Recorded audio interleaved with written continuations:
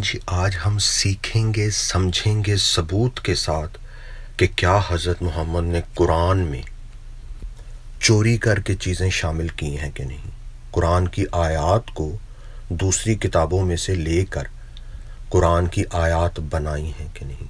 اس کے لیے آپ انجینئر محمد علی مرزا کا ابھی ایک بیان بھی سن لیں جو بھی ایک دلیل اور ثبوت ہوگا، اور پھر اس کے بعد ہم باقی ثبوت پیش کریں گے حضرت محمد کی موت کے حوالے سے۔ انجینئر محمد علی مرزا کا پہلے بیان سن لیتے ہیں کہ حضرت محمد کی موت شہرگ کے کٹنے سے ہو رہی ہے۔ اور اگر آپ میری دو پچھلی ویڈیوز جو میں نے پچھلے 2-3 دنوں میں اپلوڈ کی ہیں ان کو آج کے میسج کے ساتھ شامل کر کے آپ دیکھیں گے تو پھر آپ کو زیادہ بہتر، زیادہ تفصیل سے اس بات کی سمجھ آئے گی۔ آئیے انجینئر محمد علی مرزا کا پہلے بیان سنتے ہیں۔ دیا گیا تھا وہ مجھے مسلسل تکلیف دیتا رہا ہے، لیکن اب تو وہ میری رگیں کاٹ رہا ہے۔ یاد رہے کہ انجینئر محمد علی مرزا کا یہ بیان اور حضرت محمد کی یہ حدیث عائشہ سے روایت جس میں وہ کہہ رہے ہیں کہ میری شہرگ کٹی جا رہی ہے، میں اس چیز کو محسوس کر رہا ہوں اور اسی تکلیف میں مر رہا ہوں۔ آج کے مسلمان حضرت محمد کے اس بیان کو جھوٹا قرار دیتے ہیں، حضرت محمد کی اس تکلیف کو جھوٹا قرار دیتے ہیں، حضرت محمد کی شہرگ کٹنے کو جو وہ محسوس کر رہے ہیں اس کو بھی جھوٹا بیان کرتے ہیں۔ یعنی یہ بھی ایک ثبوت اور دلیل ہے کہ حضرت محمد جھوٹے ہیں، جو مسلمان خود اس کا اقرار کرتے ہیں، لیکن انجینئر محمد علی مرزا نے اس کو سچائی سے پیش کیا ہے۔ تو جی آ جاتے ہیں حضرت محمد پر الزام تھے کہ وہ پاگل شاعر ہے، قرآن کے اندر شاعری کو شامل کر رہا ہے، اسی لیے اللہ نے قرآن 69 ورس 41 میں کہا یہ کسی شاعر کا قول نہیں، افسوس تمہیں بہت کم یقین ہے محمد۔ اللہ نے یہ آیت کیوں نازل کی؟ کیونکہ حضرت محمد پر الزام لگ رہے تھے، اور اسی کانٹیکسٹ میں آگے 46 ورس میں آپ جائیں تو اللہ کہہ رہا ہے کہ اگر تم اپنی طرف سے کوئی باتیں بناؤ گے تو میں تمہاری شہرگ کاٹ دوں گا، جس کا ثبوت ابھی ہم نے پیچھے دیکھا بھی ہے۔ تو کیا حضرت محمد نے قرآن میں اضافہ کیا؟ کیا کوئی ثبوت ہے قرآن میں کہ حضرت محمد نے کسی شاعر کی شاعری کو چوری کر کے قرآن میں شامل کیا؟ جی ہاں، یہ 1000 وولٹ کا دھچکا ہے، شاک ہے مسلمانوں کے لیے، اور یہ مسلمانوں کی نجات کے لیے ہے، بطالت میں سے نکل کر حق پر آنے کے لیے ہے کہ قرآن کی جو آیت چاند کے 2 ٹکڑے کر دینے والی ہے، قرآن چیپٹر 54 ورس 1، یہ حضرت محمد نے ایک شاعر کی شاعری میں سے چوری کی ہے۔ اس کا ثبوت ہمیں کہاں ملتا ہے؟ یہ شاعر ہے امر القیس، اور یہ حضرت محمد کی پیدائش سے پہلے کا شاعر ہے، اور اس کی شاعری عرب کے علاقے میں مشہور تھی۔ اور امر القیس یہ اس کی تصویر ہے۔ آپ سمجھ لیں کہ محمد نے امر القیس کو بھی قرآن کی تکمیل کے لیے اپنا اللہ بنایا، کیونکہ اس سے حضرت محمد نے آیت لی چاند کے 2 ٹکڑے کرنے کی۔ اور اس کی شاعری کی یہ جو تختی آپ کے سامنے ہے جس میں یہ نظم لکھی ہوئی ہے، اور یہ سرکل میں آپ کو کچھ چاند کے 2 ٹکڑے کرنے والی آیت نظر آ رہی ہے، یہ حضرت محمد کا لوح محفوظ بھی ہے۔ امر القیس کی شاعری کی نظم کی تختی حضرت محمد کے لیے لوح محفوظ بھی ہے، کیونکہ وہ اس سے آیتیں لے رہے ہیں۔ جی آگے چلتے ہیں۔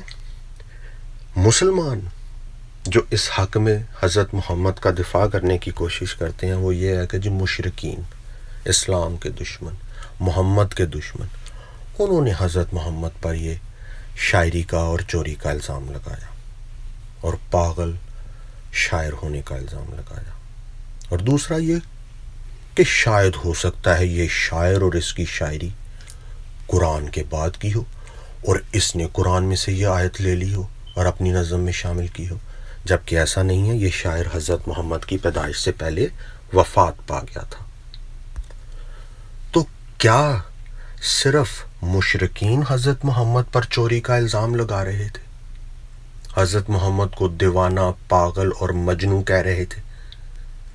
نہیں، حضرت محمد کے صحابیوں نے بھی حضرت محمد پر چوری کا الزام لگایا، لیکن انہوں نے شاعری کی چوری کا نہیں لگایا، بلکہ اس سے بھی بڑی ایک چوری کا الزام لگا دیا۔ ایک چھوٹے سے لال رنگ کے انڈر ویئر نما کپڑے، یعنی ریڈ کلر کے ایک انڈر ویئر کچھے کی چوری کا الزام صحابیوں نے حضرت محمد پر لگا دیا، اور اللہ کو ایک آیت بنانی پڑی کہ حضرت محمد چور نہیں ہے، حضرت محمد نے یہ خیانت نہیں کی، قرآن 3:161 میں۔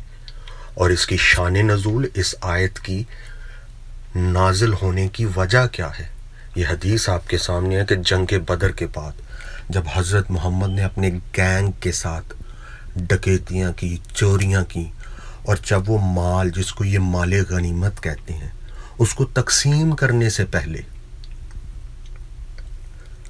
انہیں پتہ چلا کہ ایک لال رنگ کا کچھے کے سائز کا کپڑا وہاں سے مسنگ ہے، موجود نہیں، اور صحابیوں نے کہا یہ تو حضرت محمد لے گئے، ابھی تو مال تقسیم بھی نہیں کیا، تو پہلے ہی چوری کر لی حضرت محمد نے۔ تو پھر اللہ کو آیت بنانی پڑی، یا حضرت محمد کو اللہ کی طرف سے آیت بنانی پڑی کہ نہیں، میں نے نہیں چوری کی، میں نے نہیں خیانت کی۔ چاہیے تو یہ تھا کہ اگر اللہ واقعی سچا خدا ہے تو وہ بتا دیتا چوری کس نے کی ہے، بجائے اس کے کہنے کہ حضرت محمد نے نہیں کی۔ چور کی داڑھی میں تنکا، چور مچائے شور، چور چوری سے جائے، ہیرا پھیری سے نہ جائے۔ تو جی، یہ مشرکین حضرت محمد کو میڈ پوئٹ بھی کہتے ہیں اس ریفرنس کے مطابق۔ تو ہم نے دیکھ لیا ہے کہ یہ الزام حضرت محمد پر صرف مشرکین کی طرف سے ہی نہیں تھا چوری کا، صحابی بھی حضرت محمد کو چور سمجھتے تھے۔ پھر آگے امر القیس اور امر القیس کی شاعری حضرت محمد کی پیدائش سے پہلے ہے، لہٰذا یہ کہنا کہ امر القیس نے قرآن کی آیت پڑھ کے اپنی شاعری میں یہ بات شامل کی ہوگی، یہ درست نہیں ہے، لاجیکل نہیں ہے، اس کی کوئی منطق نہیں بنتی۔ پھر آگے ناسا نے ثابت کر دیا ہے چاند کے کبھی کوئی ٹکڑے نہیں ہوئے۔ یہ سائنٹسٹ بریڈ بیلی، اس کا بیان آپ کے سامنے ہے کہ تاریخ میں کوئی ایسے شواہد نہیں ہے کہ چاند کے 2 ٹکڑے ہوئے ہوں اور چاند دوبارہ جڑا ہو۔ اب انٹرنیٹ پہ آپ دیکھیں گے ہزاروں ویڈیوز مسلمانوں کی اپلوڈ کی ہوئی جھوٹی ویڈیوز، فراڈ، دھوکہ، جیسا نبی ویسے اس کے حواری اور پجاری، کہ وہ انٹرنیٹ پر کرتے کیا ہیں، چاند کی یہ تصویر دکھا کے جس پہ ایک چھوٹی سی لائن ہے تو کہتے ہیں ناسا نے ثابت کر دیا ہے کہ چاند کے 2 ٹکڑے ہوئے تھے۔ باقی باتیں اپنی طرف سے شامل کرتے ہیں حضرت محمد کی طرح۔ ایک جھوٹ کو چھپانے کے لیے کتنے جھوٹ بولتے ہیں، ایک چوری کو چھپانے کے لیے اور کتنی چوریاں مسلمان کرتے ہیں۔ جھوٹی بات ناسا کی طرف سے بنا کر ایک تصویر کا امیج دکھا کے ساتھ پیچھے سے کوئی بول رہا ہوتا ہے، لو جی چاند کے 2 ٹکڑے ناسا نے ثابت کر دیے۔ اگر ایسے ہی آپ نے ثابت کرنا ہے تو پھر زمین کے بھی ٹکڑے ہوئے ہیں، زمین کے بھی 2 ٹکڑے ہوئے ہوں گے اور زمین دوبارہ ملی ہوگی آپس میں۔ اس کا بھی سائنس کے پاس کوئی کسی قسم کا پروف نہیں ہے، یہ جھوٹی بات ہے۔ اور یہ زمین کی لائن تو چاند کی لائن سے بھی بڑی ہے، یہ کریک تو چاند کے کریک سے بھی بڑا ہے۔ تو مسلمانوں، جھوٹ بولنا چھوڑ دو۔ اور ہم یہ بھی جانتے ہیں کہ حضرت محمد کے ایک صحابی کرسچن سے مسلمان ہوئے، جسے حضرت محمد نے اپنا لکھاری بنایا، اور پھر اس نے دوبارہ اسلام کو چھوڑ کر وہ کرسچن ہو گیا، صرف اس لیے کہ اس نے کہا کہ یہ تو اپنی طرف سے باتیں بناتا ہے حضرت محمد۔ میں جب لکھتا ہوں، میں لکھا رہی ہوں حضرت محمد کا، مجھے تو پتہ چل رہا ہے یہ باتیں اپنی طرف سے بناتا ہے۔ تو مسلمان دیا گیا تھا، وہ مجھے مسلسل تکلیف دیتا رہا ہے، لیکن اب تو وہ میری رگیں کاٹ رہا ہے۔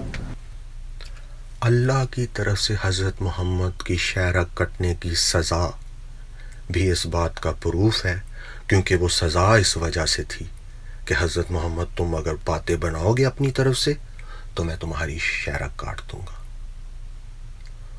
تو صرف حضرت محمد نے یہی نہیں کہ یہودی ربیوں اور ان کے اسکالرز کی باتوں کو قرآن میں شامل کیا، تالمود، مشنا، مدراش، ان کی باتوں کو شامل کیا، وہ مسیحی اسکالروں کی باتیں بھی شامل کر لیتے تھے، وہ بت پرستوں کو خوش کرنے کے لیے ان کی باتیں بھی شامل کر لیتے تھے قرآن میں، وہ شاعروں کی شاعری بھی قرآن میں شامل کر لیتے تھے، اس لیے ان کو سزا بھی ملی۔